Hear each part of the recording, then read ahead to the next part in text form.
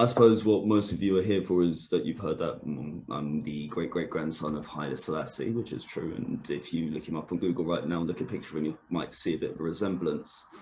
My family, as in my mother's generation and older, are part of what was originally the Aksumite Empire, and then was what was called the Ethiopian Empire, or to some Abyssinia, which is one of the longest running empires in the history of the world, dependent on when you start looking and dating it from, if you start it from the start of the Aksumites or just the Ethiopians. And our family is quite easily traced back to some quite biblical figures. What are some of the strange things that I may have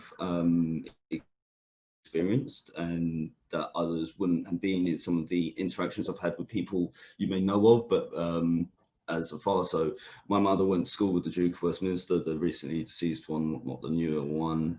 And I can tell you, seeing the two of them play fighting and slapping each other at the age of 45, outside of a Scottish bed and breakfast, it could be very surreal, those sort of things. And that's what I've sort of experienced a lot of, is the surreal nature of that different world. But for me, myself, sorry, I'm rambling a bit here, but for me, myself, as I say, I grew up in King's Cross. I've always worked in social housing.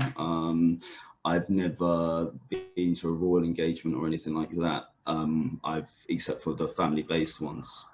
In terms of my family, my grandmother was actually a Central and Cecil resident up until very recently. She passed away last month.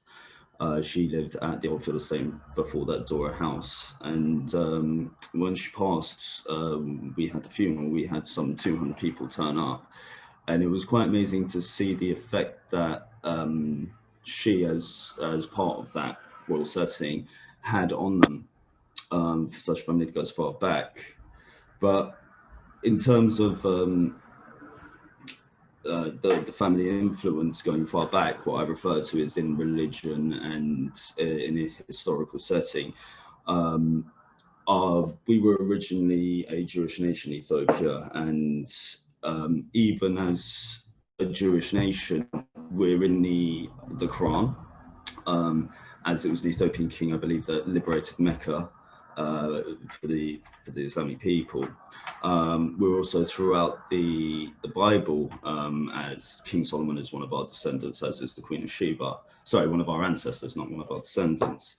And so it's quite strange to see how ancient that history is, when I come from a part of the world, but partly come from part of the world, Africa, where we're sort of almost led to believe that our history is only 400 to 600 years old, like it almost started with slavery, which is entirely untrue. I've been lucky enough to be taught a lot of about ancient empires and ancient histories in Africa, and not just my own families, the Ethiopian, but all the Egyptian, the more famous ones, but also places like the original Kingdom of Ghana, which has nothing to do with the present-day Kingdom of Ghana, which was actually named after the original Kingdom of Ghana. The present-day Kingdom of Ghana is the land of the Ashantis. But the original Kingdom of Ghana was a great trading power, 900,000 years ago, I believe, in Africa, and traded with the Far East and with Europe. Well, it wasn't Europe at the time, but with the West as well. Or I believe also it may have been the King of Ghana is actually thought to have been the richest man in the history of the world, because of the amount of trade that was being done in gold and such like that. That may be the King of Mali, I do apologize, which is another ancient 1,000-year-old civilization that isn't thought of or talked of much, and it seems that is a bit forgotten. So that's why I say, when I'm talking about Black history, that's what I would like to reference, is actual history, not that we seem to come into existence at the point of slavery, and that's what people want to talk about, or when the West started interacting with Africa in that way, or with foreign nations in that way, because it wasn't just Africa. People would need to remember that. So I think that that's what's most powerful about this time, this month, is the ability to look at Black History Month is the time when you're meant to look at Black history, but if you take that aside as not being just Martin Luther King, not Malcolm X, not marches and stuff like that, but take that further back, the amount of beauty and really interesting stuff you can see. A great example is, and I call it Black history, even though they're not from Africa, they're actually far older, is the Aboriginals, another forgotten people, which are actually the oldest civilization on the planet, have had interactions with the ancient Egyptians and traveled the world and traded with the world and have a 12,000 year written history. It may be written on cave walls, some of it, but they have this history. These are the things that are actually, to me, on to what I've been taught is actually Black history. I feel like it's a bit difficult that I'm not going to give you everything you want in terms of this is being billed as Haile Selassie's grandson, and I'm not really able to talk a lot about that. I never met him. I didn't, as I've already said, experience any of that life. I can tell you some of the more wonderful stories that I've heard of him. One of the tenants on the call said she was inspired to come to this because she has a Rastafarian neighbour, and we had a brief little discussion about the Rastafarian religion and the beautiful chanting music involved in their religious ceremonies, aside from the smoking. And my mother tells me of a great story of what was quite a famous image of when Haile Selassie visited Jamaica. And some of you may have seen, there's quite famous footage of him coming off the plane and thousands of people there. What wasn't filmed beforehand was his first attempt to come off the plane, as my mother explains it, who was on the plane. And what she says is when the plane first landed, the Rastafarians were obviously on the runway and were very vocal, but also a lot of them were bowing. And Haile Selassie stood up to get off the plane and saw out the window that they were bowing, and he then refused to get off the plane. And he spoke to the ambassador and said, "You have to go outside and tell them to stand up. I will not go out there while they're bowing to me." And when the ambassador left and he was explaining to the family why that was he has, first off, you have to understand Haile Selassie was a strict Christian, so he could not see himself as a deity. To him, that was blasphemy. So that was one side of it, is they can't bow to, I'm not, they see me in a way that I'm not. But also, he felt that our family owed a lot to Rastafarian, and that we as also as a nation, Ethiopia and our family wouldn't be where they were at the time if it wasn't for Rastafarians. And he said to my mother and her brothers and sisters at the time, you must always remember them. They look after us and we must look after them. And when he left that plane and after the footage had stopped, he bowed to people, according to my mum. She was young at the time, but he apparently turned and bowed to the Rastafarians for what he felt towards them. Interestingly, my grandmother, who was the one who was a tenant of Central and Cecil, spent 14 years in prison and was in solitary confinement for the vast majority of that. And there was a Rastafarian man who went and put himself in the cell next to her so that he could talk to her through the walls. So we've always had quite a different relationship with Rastafarians. Me, myself, I've been both chased away by Rastafarians when standing there with my mum, and then when they realise who I look like or who I am, venerated by it. It's a very, very weird feeling. I once had a boss whose parents were Rastafarian, Jamaican, and when he found out who I was, he told his mum and his grandmother who was working with me, and his grandmother sent me a cake that was baked in the shape of the flag and the colours of the Ethiopian flag with the line of Judah in the middle, which was quite beautiful and pretty. None of you are sending me any questions, so you're making me waffle on, which is really upsetting.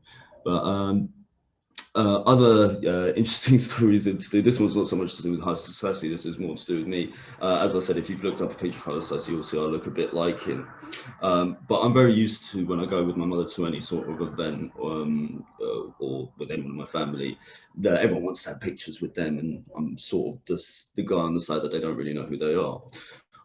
But I was at my uncle's book launch 2 years ago, and once again I was there with my mum, and as I was sitting there, this lady sort of walked up and she started taking pictures on her phone of my mum, which I'm quite used to, as I said. So I started sort of shuffling to the side away from it, and then sort of followed me and sort of taking pictures, and quite in my face. And I was a bit like, okay. I was with my godfather as well, and I said to him, "Can we go outside?" I went for a cigarette, and when I came back, my mum went, "Oh, you met Lucy?" And I was like, "Yeah, who's Lucy?" She goes, "Oh, she used to be the family photographer." And I was like, "Oh, is that the lady with the camera?" She's like, "Yeah." And she goes, "She wanted me to apologize. It's just that she thought you looked so much like the emperor. She wanted to get quite a few pictures, and she thinks she might make you feel uncomfortable," which it was quite uncomfortable. I'm not even on social media, so it was like something that was a bit strange. It was the first time I was like, without I'd experienced what I suppose some celebrities would understand, of not having a control over someone just wanting to take your picture for their own needs, and not because you're at a wedding or anything like that, but just because you happen to be. The same thing happened at the unveiling of my great-great-grandfather's statue in Kennebera Park in Battersea. It was a very strange feeling to have media people around you taking pictures of you for nothing I've done except for being born. Which for me is a really strange quandary, because for those of you who don't know, my family lost power in Ethiopia due to a military revolution by a regime called the Derg. Now, while keeping the kingdom as alive as possible, my mother lost, the majority of her generation in the family, and the family above were killed and murdered.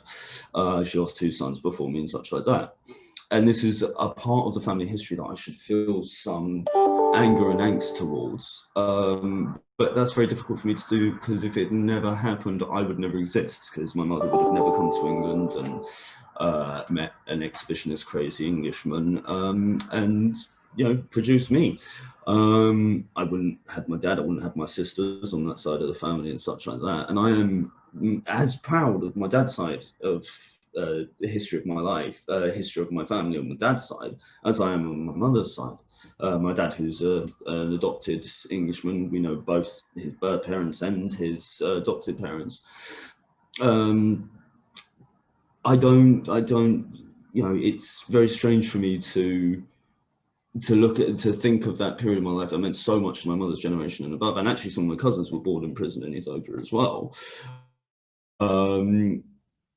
And think that, well, if that hadn't happened, I wouldn't exist. Do I thank the Derg for what they did to my family, or do I wish it never happened and I never existed? It's a very, very weird way to look at it. So I have to look at it. It's just history. It is something that made my family where they are now and made us who we are. And in some parts that are for the better. I think that my family is a very caring family, and I think a lot of that is coming from having so much and losing so much. And also part of that is to do with the Ethiopian psyche. I don't know if there are any Ethiopians on the call. It'd be interesting to know if you were brought up in the same way. But my mother always taught me that when you're born, you are worth less than the dirt under your feet. You don't have the right to call yourself a human being. And that's because a human being is the best thing you can be. It's the closest to God. I think that's because God made humans in his image, and so forth is the closest thing you can be to God. In order to be a human being, you have to earn that right. In order to call yourself a human being, you have to earn that right. So for an Ethiopian to say to you, you're a real human being, is the greatest compliment they can give you. And so also part of our culture is that you must always try and earn that title of human being. So while that's part of our culture, I think my family's become a lot better at doing that since they came out of being the ones in power. To give you an example, my mother, who grew up in palaces, went to the finest schools in Europe, and went to school with kings and queens and the like. When she came to this country after walking out of Ethiopia, she has since been here, been a nurse, been a teacher, been a social worker. She's been the head of a housing association, or a founding member of a housing association. She always worked socially because that was her drive to being a human being, giving back to the country which invited her here to be safe. And so I'm glad that I can call my mum a proper human being. I think she's done enough to earn that. By the way, with all of those qualifications, she is also a gourmet trained chef and a qualified sniper. So she's got quite a good CV. Oh, I've got a message. I'm not sure I did present well. Thanks, Howard. I've never considered writing a book of my life, but I have tried constantly. I want to be a writer. That's a feather quill on my arm. It's my dream to be a writer. But who I have tried to convince, let me write a book of their life, is my mother, who I'll tell you a bit about her in a minute, but she's had, the things she's done and who she is absolutely amazing. She is truly the most amazing person I've ever met in my life. We've had more than enough tangles for me to have the right to not say that, but I wish I could lie to you and say I thought as much of anyone else who's ever existed, but I don't. And I know I am slightly biased. But yeah, no, not a book about my life. My life's boring. I grew up in King's Cross. I can probably tell you very interesting, scary stories of growing up in King's Cross during the late 80s and early 90s. But not the rest of my life's pretty boring. Actually, I have conducted over 1,000 evictions in my life, and I have amazingly funny stories from those if ever anyone wants some of those. My mum came to England in this stint in 1975, but my mum actually went to school. My mum speaks a number of languages, she speaks like 12 languages. So she first went to school in Switzerland, and she learned Swiss, German, well, German and Swiss, virtually the same thing. She then learned English through German in Germany, and then she came to England for, I think she came to Claridge's for secondary. Claridge's is either a hotel or a school. It sounds something like that. She went there for her version of secondary school, and then she went to finishing school in Wales. So she actually spent more of her lifetime in England and Wales and the associated islands. By the time the war in Ethiopia had started, then she'd actually spent in Ethiopia. So she's been in England a very, very long time. If you heard my mum speak on the phone and did not see her, you would think she was white English as though. She has no accent, and she speaks a bit like the Queen Mother, seriously posh. So yeah, she's been here for quite a while. As I said, 1975 in this stint, though, she came over during the war in Ethiopia. Actually, to tell you a bit about her and why I say she's just the most amazing woman. So obviously, having grown up in the family she experienced a lot of things. She went to some of the finest schools, learned things like gourmet cooking, cordon bleu and stuff like that. Obviously had to do military service, which is why she is a trained sniper. But is also a accomplished horsewoman, fairly good with a knife, and very good, very, very good with a pistol. So cutting out her younger life and all of the stories you'd hear from that, like Duke of Westminster, such like that, for what she did during the war and how she got out. So bearing in mind that my mother's father was shot with her son in his arms, and her son was 2 at the time. She went through a hell of a lot. She was put in prison and her other son taken off her, who she's never found out what happened to him. When she managed to get out of prison, she walked through the Danakil Depression, which is, some people, if anyone looks up the Danakil Depression, is generally considered the most inhospitable place on the planet, the hottest place or one of the hottest places on the planet. She walked through the Danakil Depression with 20 people and a machine gun to get to Djibouti. And from there made her way till she was offered asylum in France, Canada, Germany, England, so on, and she chose to come to the UK. As I say, since she came to this country, she's never rested on laurels. She dropped her title. She straight away worked in things that were she felt would benefit others. She did have a small stint in TV, which is where she met my father, at London Weekend Television. For any of you old enough to remember that, London Weekend Television, commiserations to good television that disappeared years ago.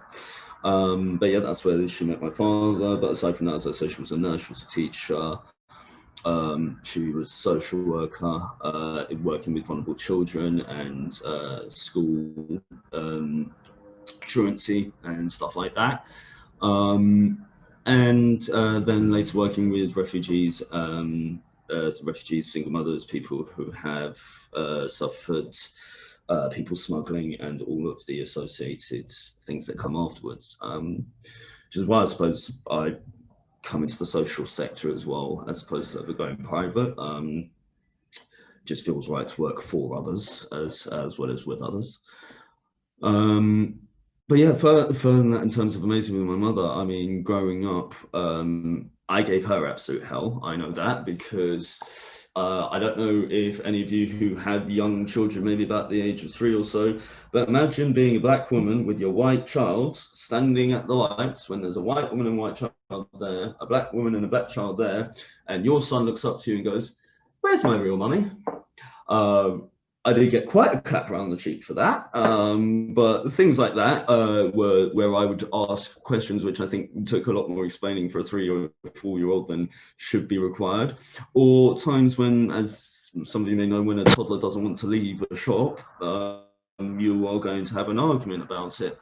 That is entirely different in 1989 when the toddler's white and the mother's black, and she's trying to drag her white child out of a shop with every white elderly woman chasing her down, calling the police. So things like that. It did happen in the reverse. I remember once being in Sainsbury's, about 5 or 6, pushing the trolley that was way too big for me and not able to control, and crashing it straight into a really, really, really large black gentleman who was not very happy and started shouting at me. And when my mum came to my defense, asked why she was defending this white child, and when she said I was her son, was even more enraged at why she would allow this to be done to herself, and then went for me. My one image is of this, he looked like he was about 25 foot tall, but I was 5 or 6, so he was probably about 6 foot something. My mum is 5'3", and all I remember of that image is a hand coming over this guy's face and hooking his nose from behind and dragging him back to the floor as my mum defended me. She got arrested that day, but charges were dropped, thankfully. So yeah, my mum, having put up with all of that, still puts up with me to this day. And she's never not had a smile on her face. She's never got down about it. She's never thought that the world's been against her. She gets on with it, especially having lost her mum in the past month. My godfather, who is like my surrogate dad, has been diagnosed with terminal cancer. And even through that, my mum has been like a rock for me and the rest of the family. She was the last person there when my grandmother died. My grandmother, the rest of the family says my grandmother waited for her, and she performed the rites and everything like that. And yet she was still able to hold us all together. So she's beyond amazing. She also has both a political and religious title completely separate to the former royal status in Ethiopia. My mother is called mother by a lot more than just me. She's called mother by a whole people in Ethiopia. Ethiopia, for those who don't know, is actually an empire. Haile Selassie was an emperor because he was the king of kings. Ethiopia is made up of a number of tribes. So there's Gondia, there's Tigray, there's Habeshas, there's all sorts. And my mother is known as the mother of Gondor. So she is, which is a religious and semi-political post, I suppose, for lack of a better term. The Gondia people are crazy. They're a warrior people. They're hilarious. They dance like mad, scream and shout, and have great shrilling voices. But yeah, there's another side of my mother. That's completely separate to the royal thing. That's her religious title. Interestingly, if I was to inherit it, I'd still be called the mother, not the father. Wait, Adam. Adam, yeah, there's always going to be unrest with the regime in Ethiopia. The government at the moment is much more accepting. My uncle is presently an ambassador for the Ethiopian government. We are allowed to travel back to Ethiopia and leave again. However, for example, my grandmother, they will not let us send my grandmother's body back for burial there. They wouldn't let us send my uncle there, because they feel it may incite the people. there's always going to be some sort of unrest because it was ruled in a way for so long by my ancestors, in a way that a lot of people agreed with them and liked them, felt was the right way to rule. I come from a country with a government and a democracy, so I can't say how democratic it is over there or anything. I don't have an experience of that, but there will always be unrest. Yeah, the smashing up with my grandfather's statue was quite a funny time. It was because a political singer in Ethiopia had been killed, and so these Ethiopians in England came and smashed up the statue, although I don't see why they thought that there was any correlation between Haile Selassie and the present Ethiopian government, but hey ho. I actually was called by the Daily Telegraph at the time, because I didn't know it'd been smashed up, and they wanted to do an interview about the family's reaction, which is the only reason Sasha knows about my family and why I'm doing this call. Thank you, Daily Telegraph, or Torygraph, as we should be calling it. They never ran the story, maybe because they kept trying to get me in on Black Lives Matter, and I did tell them I would not give them the quote that Haile Selassie's great-great-grandson does not support Black Lives Matter. Not that that would have been the case anyway, but I know what newspapers are like, having had family members who worked in journalism as well. My godfather's a journalist for The Observer. So yeah, that was a rather interesting time. I didn't even know the statue being smashed up, so they called me, and I rang my mum and she went, "Oh yeah, it happened the other day." We didn't really have much of a reaction to it, to be fair. As you mentioned, I really don't know much about Ethiopia's issue. In terms of Ethiopia's ancient history, yeah, I mean, you can find a lot of stuff online. It's often better not to search the term Haile Selassie. If I'm going to be entirely honest with you, to the family, he would not be one of the echelons of the kings on our line. We've talked to people like Menelik II, Tedros, Solomon himself, the Queen of Sheba. Those are the people that I would suggest researching and understand that that's all the Aksumite Empire and the Ethiopian Empire. That's all the same family. At least we recognize it as. Ethiopian families are a bit more fluid as well. Your grandfather can turn out to be your uncle can turn out to be your grandfather. Any generation below you in your family is your children. It doesn't matter if it's your sister's children, your cousin's children, they're your children. So that may have muddied waters a bit in terms of looking at the more ancient family connection wise, but those are the names to look up. But if you really wanted to know about ancient African history, there's so much more than just that. I mean, I've got a pile of it here, but so you've got the Ethiopian Empire is an amazing one, just to look at the religious parts of it as well, which I'll jump on in a second. But then I think I've mentioned Mali, I've mentioned Ghana. Again, both of these don't have very much to do with the present day nations of Mali and Ghana. The Great Zimbabwe, I think it was called, which is an amazing earthenwork wall made around the city, which is huge, bigger than anything ever built in Europe. And not a lot is known about it, but it's well worth a look. There's all sorts. I mean, people muddy the waters and forget that the Egyptian history is African history. Egypt's in Africa, but I mean that sort of stuff isn't as ancient as one thinks when they think about African history. As in, the whole world comes from Africa, so our history goes on forever. So just put in ancient African history, or put in ancient African kingdoms, civilizations, and you'll find amazing things. Yeah, Ellie, I'd really suggest that. Another people to look up, Ellie, would be the Aborigines.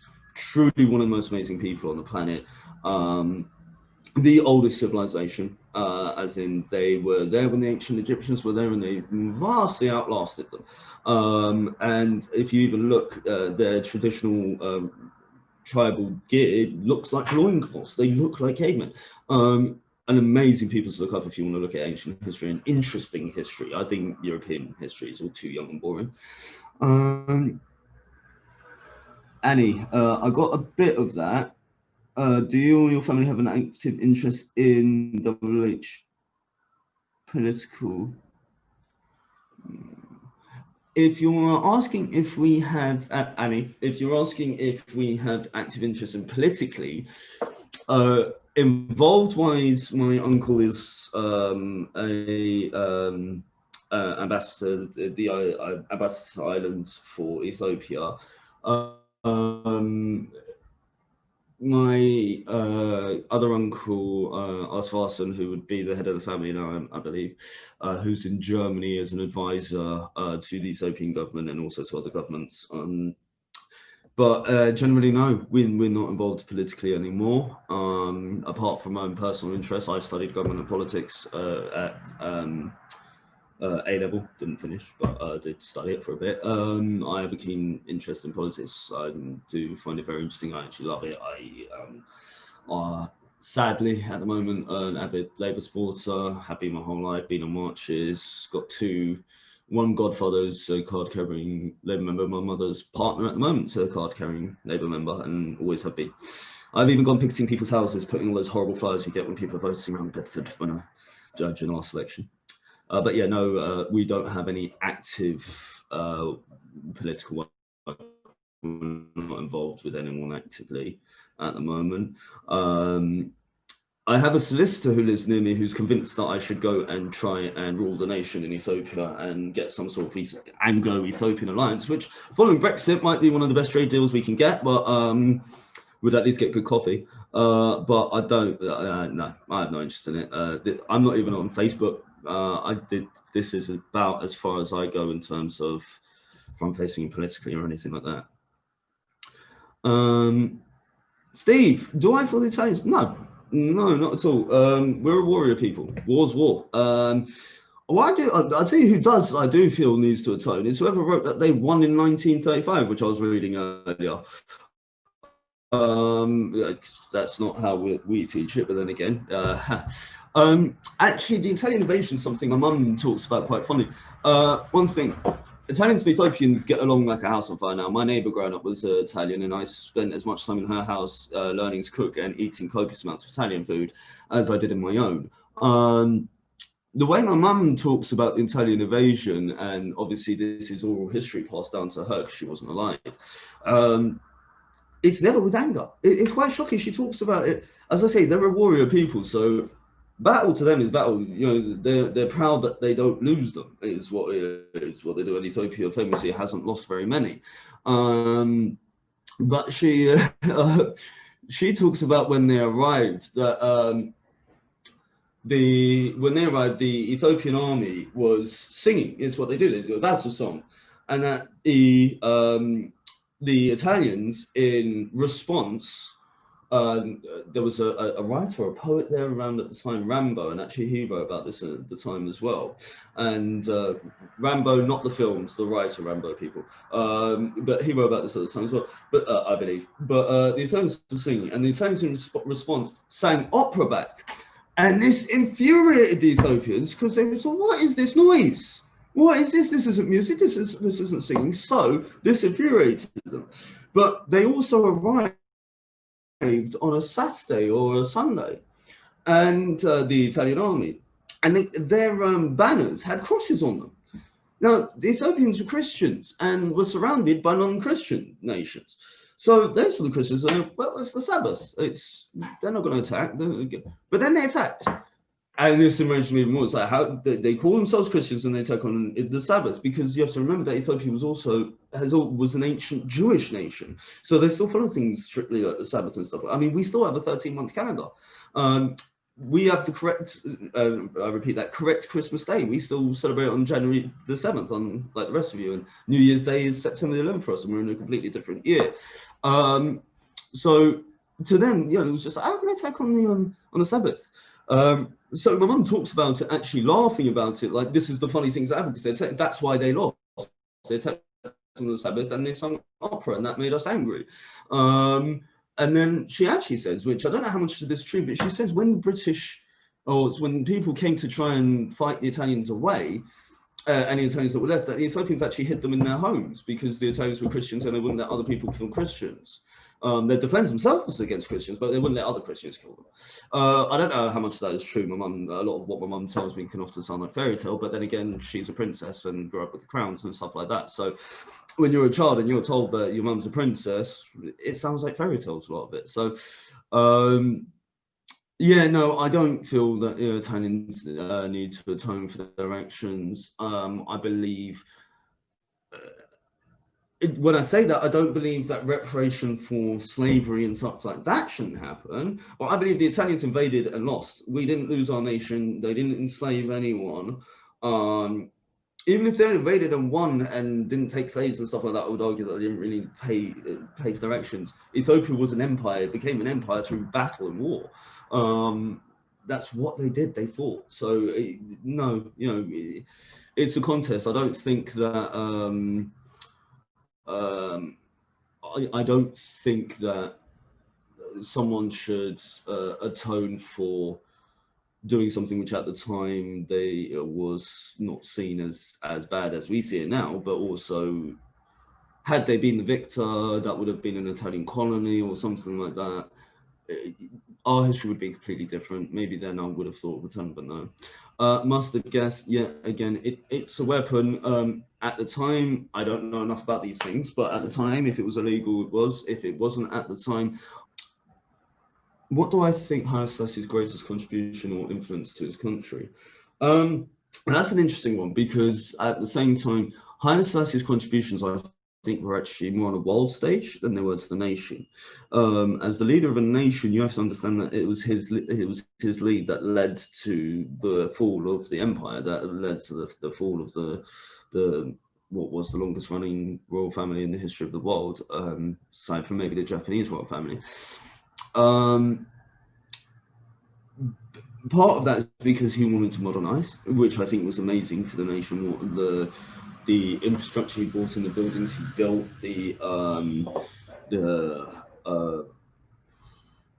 the facilities he brought in into the cities, especially Addis Ababa and stuff like that, which are directly towards. Sorry, this question is from Annie. Directly beneficial to the country. I think his influence around the world is what's far more important. I mean, I know that he was one of the prime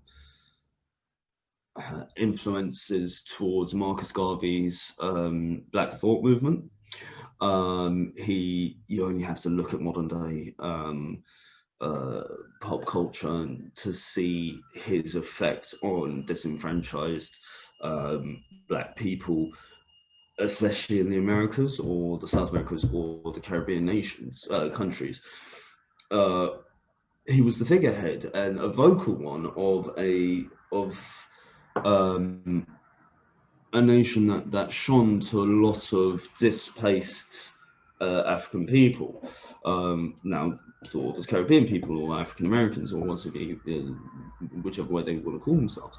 I think that was his greatest influence. It was he was the image, he was the face of showing that you could beat the West at war if they wanted to come and take your nation. That you could keep your ideals and keep your nationality and keep your history. You can change things such as religion without losing your identity. We changed from being Jewish to Christian a lot earlier than most Western nations. And that you can reach out also, and that that you can come out of your shell. You don't have to, for instance, if you've seen Black Panther, Wakanda was this wholly secular inside of itself nation until right at the end when they say we're going to come out into the world. And it was Haile Selassie. Haile Selassie wanted to come out into the world and give Ethiopia to the world. And one may not be like Wakanda in terms of money and technology and such like that. In terms of culture and history and knowledge, they had a lot to offer. Great example being when in the 90s, I think it was, when they reported that they believed that the Ark of the Covenant might be in Ethiopia. And my mum literally threw her shoe at the TV and laughed and went, "Why didn't they just ask us? We knew we had it." So there's so much history there, so much history, and with it knowledge. And that's what Haile Selassie did, was he made the rest of the world aware of Ethiopia. He wasn't scared to go and stand in front of the United Nations and talk to them about the world, as an equal, not as a subservient leader of a tiny nation with his hands out, but as an equal, and stand there and say what was right, what was wrong.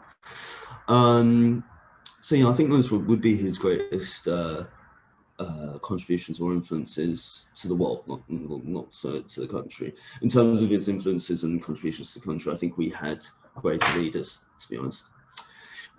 Julia, oh, this is scary. I've loved listening to you.